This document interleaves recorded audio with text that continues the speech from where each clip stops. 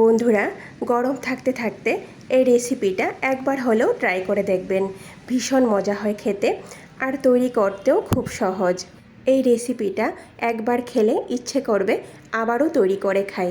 রাধে কৃষ্ণ বন্ধুরা, আমি টুলটুল, আর এই টুলটুলের রান্নাঘরে আপনাদের সবাইকে স্বাগত। তাহলে চলুন আর কথা না বাড়িয়ে আমি এই রেসিপিটা কি করে তৈরি করছি দেখে নেওয়া যাক।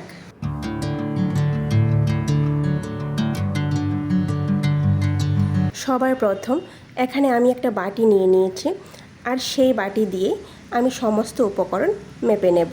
আপনারা এখানে যে কোনো ছোট কাপ বা ছোট বাটি দিয়েও কিন্তু সমস্ত উপকরণ মেপে নিতে পারেন।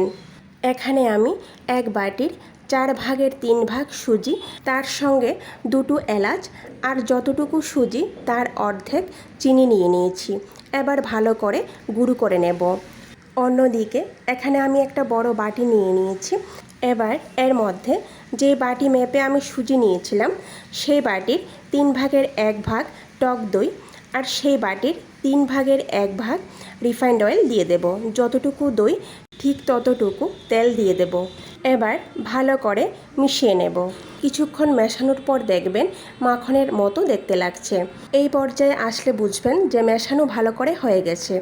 এবার সুজি আর চিনির গুঁড়োটা দিয়ে দেব।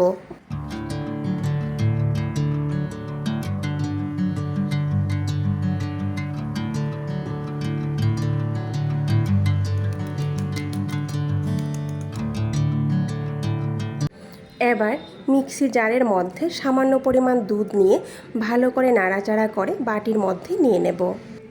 এবার অল্প অল্প করে দুধ দিয়ে ভালো করে মিশিয়ে নেব। যে বাটি মেপে সুজি নিয়েছিলাম সেই বাটি মেপেই এখানে দুধ নিয়ে নেব। আমি এখানে 1 বাটি পরিমাণ দুধ নিয়ে নিয়েছি। দুধটা আমি একসঙ্গে ঢেলে দেব না, অল্প অল্প করে দিয়ে একটা ব্যাটার তৈরি করে নেব। বাটির দুধ সবটা লাগেনি, অর্ধেক পরিমাণ রয়ে গেছে, পরে এটা কাজে লাগিয়ে নেব। এইভাবে একটা ঘন ব্যাটার তৈরি করে নেব। তারপর 15 মিনিটের জন্য ঢেকে রাখবো। অন্যদিকে চুলায় একটা প্যান বসিয়ে কম আঁচে ঢেকে 5 থেকে 7 মিনিটের জন্য প্রিহিট করে নেব। যে বাটিতে আমি কেকগুলো তৈরি করব সেই বাটির মধ্যে সামান্য পরিমাণ তেল দিয়ে পুরো বাটির মধ্যে লাগিয়ে নেব।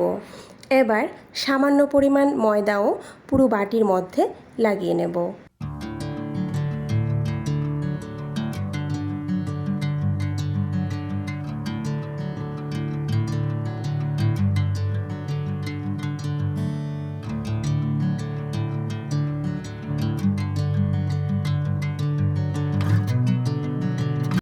বন্ধুরা, এখানে আমি এক্সট্রা করে একটা প্লেট নিয়েছি। তার কারণ হলো ব্যাটার যদি এক্সট্রা থেকে যায় তাহলে এই প্লেটের মধ্যে নেওয়া যাবে।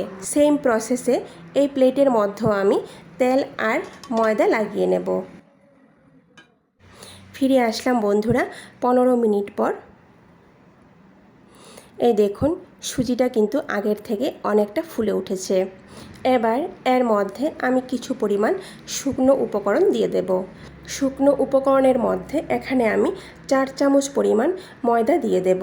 ময়দার পরিবর্তে আটাও এখানে ব্যবহার করতে পারেন। তার সঙ্গে 1 চামচ পরিমাণ কাস্টার্ড পাউডার দিয়ে দেব। কাস্টার্ড পাউডার এখানে পুরোপুরি অপশনাল, হাতের কাছে থাকলেই দেবেন।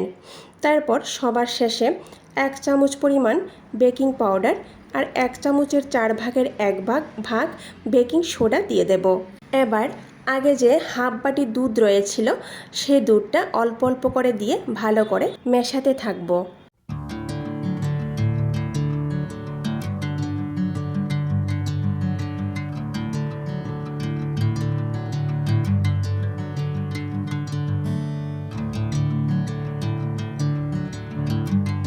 বন্ধুরা, ব্যাটার অনেকটা ঘন লাগছে, এর মধ্যে সামান্য পরিমাণ দুধ দিয়ে দেব।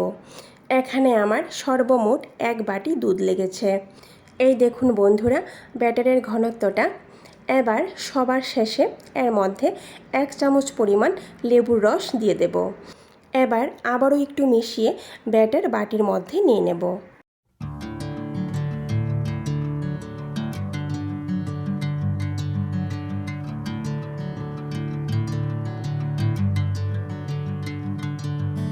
ব্যাটার সম্পূর্ণ বাটি ভরে দেব না, অর্ধেক ফাঁকা রাখবো।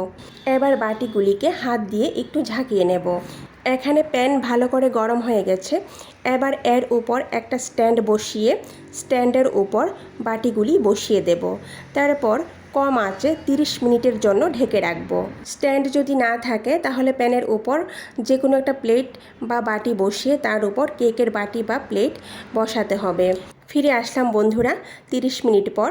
এই দেখুন কেকগুলি এখানে খুব ভালো করে বেক হয়ে গেছে। ছোট বাটির মধ্যে কেক তৈরি করলে 25 থেকে 30 মিনিট সময় লাগে, এর থেকে বেশি লাগে না। কেকটা ভালো করে বেক হয়েছে কিনা কি করে বুঝবেন? একটা ছুরি এইভাবে কেকের মধ্যে দিয়ে দেখব। যদি ফ্রেশ বেরিয়ে আসে তাহলে বুঝতে হবে যে কেক ভালো করে বেক হয়ে গেছে। এবার নামিয়ে ঠান্ডা করে নেব। অন্যদিকে মালাই তৈরি করার জন্য এখানে আমি 500 ml পরিমাণ দুধ নিয়ে নিয়েছি। দুধটা যখন ফুটে উঠবে তখন এর মধ্যে 2টো এলাচ ফাটিয়ে দিয়ে দেব। এবার মাঝারি আঁচে দুধটা অর্ধেক হওয়া পর্যন্ত অনবরত নাড়াচাড়া করতে থাকব। এই দেখুন বন্ধুরা, দুধটা কিন্তু আগের থেকে অনেকটা শুকিয়ে গেছে।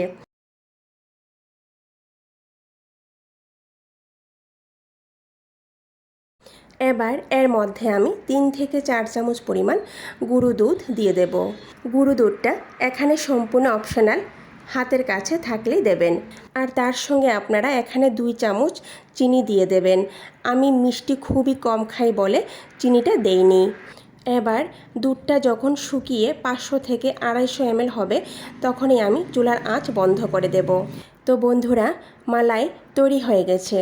এবার একটা সাইডে রেখে দেব। খুব বেশি সময় লাগেনি, 15 থেকে 20 মিনিট সময় লেগেছে। আর অন্যদিকে কেকগুলো একদম ঠান্ডা হয়ে গেছে। এবার বাটি থেকে এইভাবে খুব সহজে ছাড়িয়ে নেব।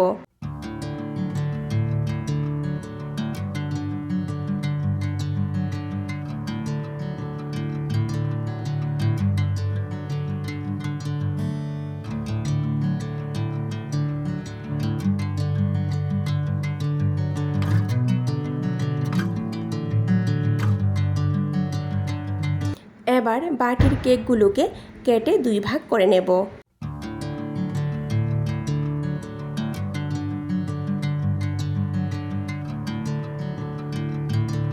এবার একটা প্লেটের মধ্যে কেকগুলো সাজিয়ে এর উপর মালাই দিয়ে দেব।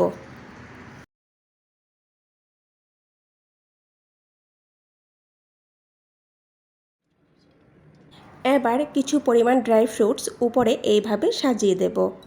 তো বন্ধুরা, তৈরি হয়ে গেল আমাদের রসমালাই কেক। ভিডিওটি সম্পূর্ণ দেখার অনুরোধ রইল। কেমন হয়েছে কমেন্ট করে নিশ্চয়ই জানাবেন। আর যদি ভালো লেগে থাকে তাহলে সবার শেষে লাইক, শেয়ার আর সাবস্ক্রাইব করে দেবেন। নমস্কার, আজকে এই পর্যন্তই।